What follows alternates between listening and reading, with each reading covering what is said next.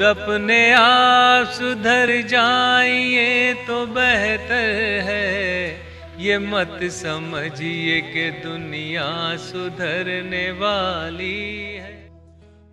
नाज़रीन आदाब, आप देख रहे हैं ईटीवी भारत का ख़ास प्रोग्राम एक शायर।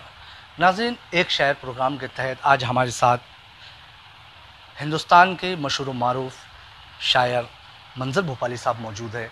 आइए हम मंजर भोपाली साहब की अदबी और शायरी ज़िंदगी पर रोशनी डालते हैं। जी मंजर भाई, हम सबसे पहले आपसे जानना चाहेंगे कि शायरी का सफ़र कैसे शुरू हुआ, कहाँ से शौक़ पैदा हुआ?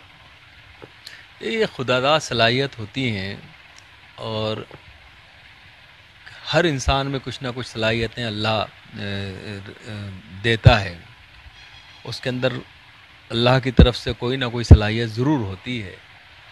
कोई अच्छा इंजीनियर हो जाता है, कोई अच्छा डॉक्टर हो जाता है, कोई अच्छा सहाफ़ी होता है, कोई अच्छा शायर हो जाता है, कोई अच्छा संगीतकार या गाने वाला हो जाता है। तो ये और शायरी तो ऐसा फ़न है कि इसे सीखा नहीं जाता। इसकी इस्लाह तो कराई जा सकती है, मगर ये जब तक आपके अंदर से कोई शायर नहीं हो, जब तक कि आप शायरी की सलाहियतें ना हों, तो आप उसे सीख नहीं सकते।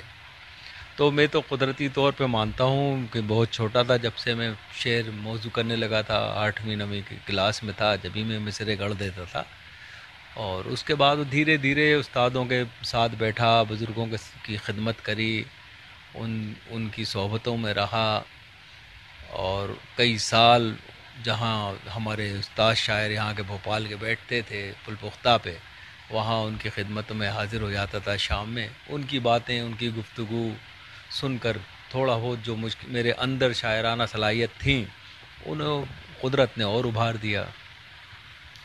मंजर भाई, अगर हम बात करें पहली गज़ल या पहली जो भी आपका कलाम था, वहाँ कहाँ आपने पढ़ा और कैसे?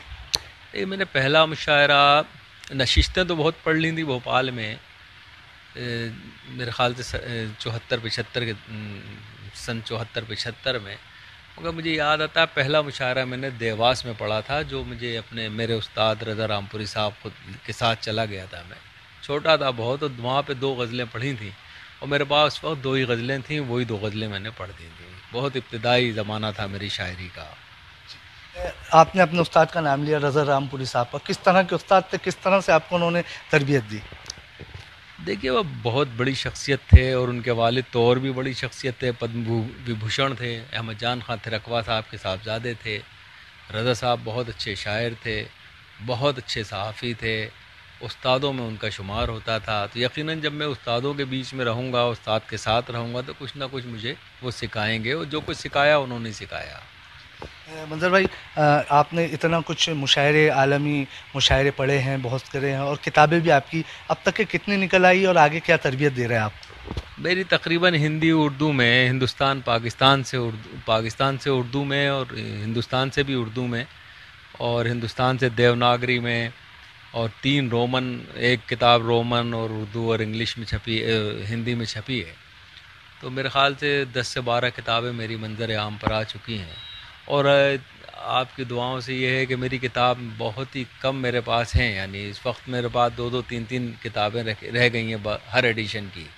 अभी फ़िल वक्त एक किताब मेरी तावीज़ अमेज़ॉन पर है, जो देवनागरी ज़बान में है।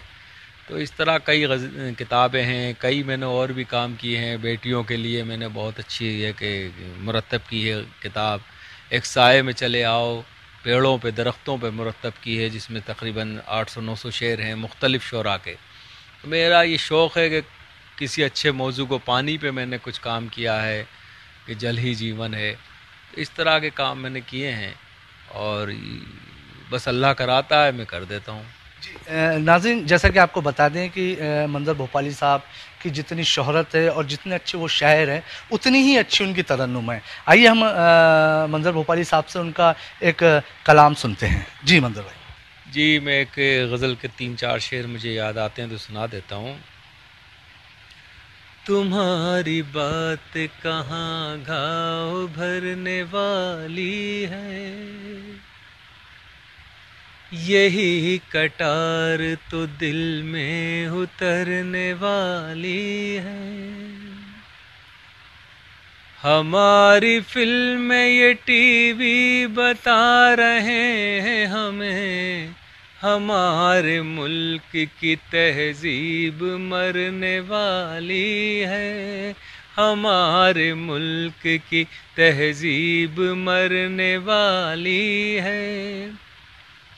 خود اپنے آپ سدھر جائیے تو بہتر ہے، خود اپنے آپ سدھر جائیے تو بہتر ہے، یہ مت سمجھیے کہ دنیا سدھرنے والی ہے۔ وہ جا رہے ہیں تو محسوس ہو رہا ہے مجھے، یہ ریل مجھ کو کچل کر گزرنے والی ہے، تمہاری بات۔ یہ تھے منظر بھوپالی صاحب جنہوں نے اپنی شاعری، اپنے ادبی سفر کے بارے میں ہمیں بتایا۔ ہم ایسے ہی آپ سے شاعروں سے ملاقات کروائیں گے، تب تک کے لیے قمر غوث کو دیجیے اجازت۔ آداب۔